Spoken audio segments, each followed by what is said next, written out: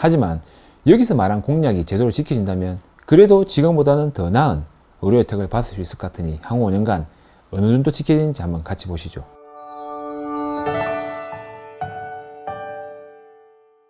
안녕하세요. 손재영 의사생활의 신경과 전문의 손재영입니다. 며칠 전인 3월 9일에 20대 대통령 선거가 있었고 윤석열 후보의 득표율은 48.52%, 이재명 후보는 47.83%를 각각 기록하면서 근소한 차이로 윤석열 후보가 결국 당선이 되었습니다. 향후 5년간 대통령직을 수행하신 윤석열 당선인께 먼저 축하를 드립니다.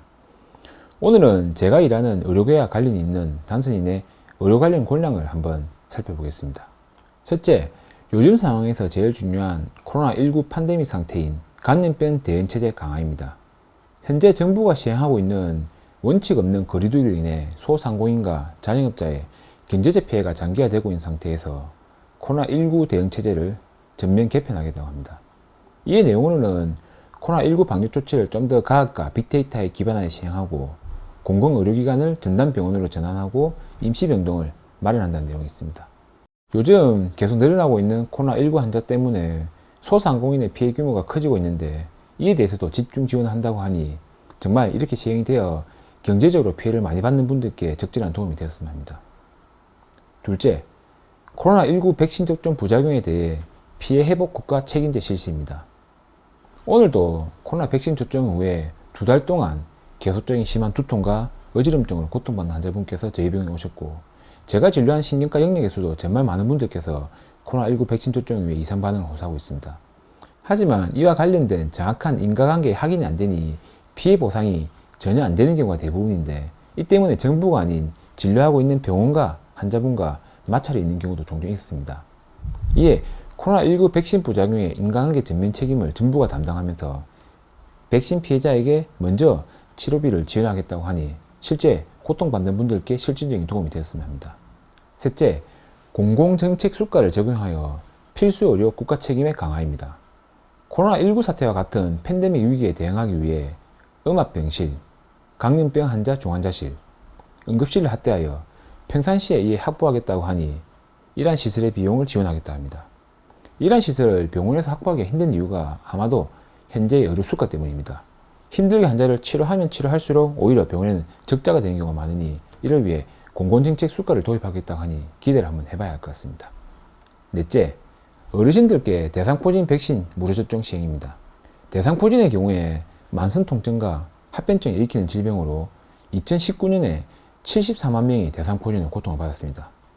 예방접종이 있음에도 고가라서 접종을 하지 못하는 분들이 많으신데 65세 이상 어르신들에게 무료 접종을 시행하겠다 합니다.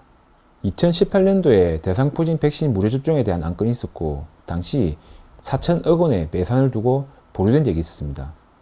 주요 선진국에서는 이미 국가 필수 예방접종 대상에 포함되는 대상포진의 경우 무료 접종을 통해서 질병을 예방한 것이 오히려 더욱 비용 절감 효과가 있습니다.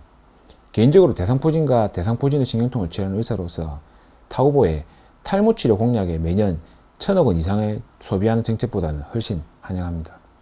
다섯 번째, 청소년기부터 건강관리 시스템의 구축입니다. 청소년기부터 인체 유두종 바이러스와 같은 여성 생식 건강을 증진하고 남성에서도 12세 이상에서 인체 유두종 바이러스 백신을 국가에서 무료 접종을 하겠다고 합니다. 이외에 생애 주기 소아 청소년 건강검진 통합 프로그램을 구축하여 영유아 검진과 성인 검진을 연계하겠다고 합니다. 사실 이건 우리나라처럼 근처 어디를 가도 소아과 진료가 가능하며 현재도 청소년기에 검진을 하는데 굳이 이러한 건강검진 통합 프로그램이 필요한지는 저는 잘 모르겠습니다만 일단 이렇게 관리를 하면 좋을 것 같기도 합니다. 여섯 번째, 간병비 부담을 줄이겠다고 합니다. 이건 정말 중요한 정책인데 병원에 뇌졸중과 같은 질병으로 입원하는 경우에 병원비보다 오히려 간병비의 부담이 상당합니다. 제가 사는 부산의 간병비용을 알아보면 거동이 가능한 환자의 경우에 하루 13만원, 거동이 불가능하여 대소변까지 받아내야 하는 경우에 하루 15만원이 한 달을 입원하여 간병을 했다면 이 비용이 대략 400만원이 되는 큰 금액입니다. 이러한 간병인도 요즘은 짧은 기간 입원하는 경우에 구하기 힘든 경우가 많다고 하니 이에 대한 정책은 꼭 필요해 보입니다. 간병비 부담을 줄이는 동시에 간병 서비스의 질 향상에 대한 공약은 정말 필요한 정책입니다. 일곱 번째, 재난적 의료비 지원 확대를 통해 의료비 부담을 줄이겠다는 공약입니다. 중증 질환의 경우에 의료비 부담이 가구 영소비액 대비 15% 초과 시 지원하는 것을 10% 초과로 변경하고 연간 지원 한도도 또한 상향하여 의료비로 인해 국민들의 고통을 줄이겠다고 합니다. 사실 본인 혹은 가족분이 암과 같은 큰 병이 진단되고 나면 경제적인 문제에 닥치는 경우가 정말 많습니다. 제 지인 중에도 아이가 혈액암으로 진단되어 몇 년간 치료를 받고 결국 골수술까지 해서 완치가 되긴 했지만 이 치료 과정에서 집을 팔고 겨우 아이 치료를 한 친구가 있습니다. 8번째, 정말 필요한 부족한 응급의료와 필수의료, 의료 인력의 확보입니다. 의료 서비스에 지역 간 격차가 존재하고 특히 심장질환, 뇌졸중, 응급의료에 대해 취약한 지역이 아직도 존재하고 있습니다. 이와 관련해 지역 내 필수 의료 부족 문제를 해결하기 위해 음압병실, 중환자실, 응급실, 중증외상센터, 분만실, 신생아실을 평소에 확보해서 운영하겠다고 합니다. 정말 사람의 생명을 위협할 수 있고 한시라도 빠른 치료가 필요한 필수 의료를 국가가 책임지면서 적절한 치료를 받을 수 있도록 지원해 줬으면 합니다. 9째, 의료와 돌봄을 맞춤형으로 통합한 커뮤니티 헬스케어 제공입니다. 의료 서비스와 돌봄 서비스를 통합적으로 제공하여 환자의 주치의가 치료뿐만 아니라 돌봄 계획을 작성하여 헬스케어 서비스를 제공하겠다고 합니다. 제가 진료하는 치매 환자분들에게 이러한 서비스가 있으면 정말 좋을 것 같고 이 외에도 장애인, 아동에게 도움이 될 것 같습니다. 실제 치매 환자분들을 진료하다 보면 병원에서 하는 건 정확한 진단과 약물 처방인데 이보다 중요한 건 이러한 돌봄 서비스를 통해 인지재활 프로그램에 참여하는 것, 규칙적인 운동, 그리고 식생활 습관 관리입니다.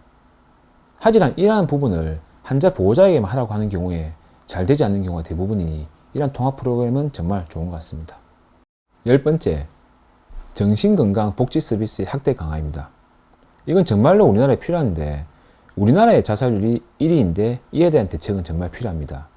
우울증, 치매와 같은 질병의 경우에 미리미리 스크린하여 질병을 찾아내는 것이 아주 힘든 질병이 아니니 이를 미리 확인하여 적절한 치료를 제때 받을 수 있도록 하는 것은 정말 중요할 것으로 보입니다. 11번째, 고가의 항암제, 중증 희귀질환 신약에 대한 신속 등재 제도 도입입니다. 정말 필요한 약이 외국에서 시판이 되어도 우리나라에 들어온 데는 정말 시간이 많이 걸리는 것 같습니다. 제가 이러한 암 관련 치료를 하지 않아서 이와 관련된 내용을 잘 모르는데 편두통 치료제인 아주비라는 주사제를 보더라도 미국에서는 2018년, 유럽에서는 2019년에 시판 허가를 받았는데 국내에서는 2021년에 허가를 받았습니다. 이러한 약제도 허가가 늦어져서 대략 2년 혹은 3년 정도 늦게 국내에서 사용이 가능한데 항암제 같은 경우에도 아마도 마찬가지일 것 같습니다. 이에 이러한 약제의 건강보험 등재 과정을 단축한다니 정말 한시라도 치료가 급한 환자분께 실질적인 도움이 되었으면 합니다. 여기까지가 윤석열 당선인의 공약 집중에서 의료 관련 내용이었습니다. 2020년 의사 파업이 있었으면서 당시부터 있었던 의료계의 핵심 문제가 관련된 내용은 크게 없는 것 같아 조금 아쉽습니다.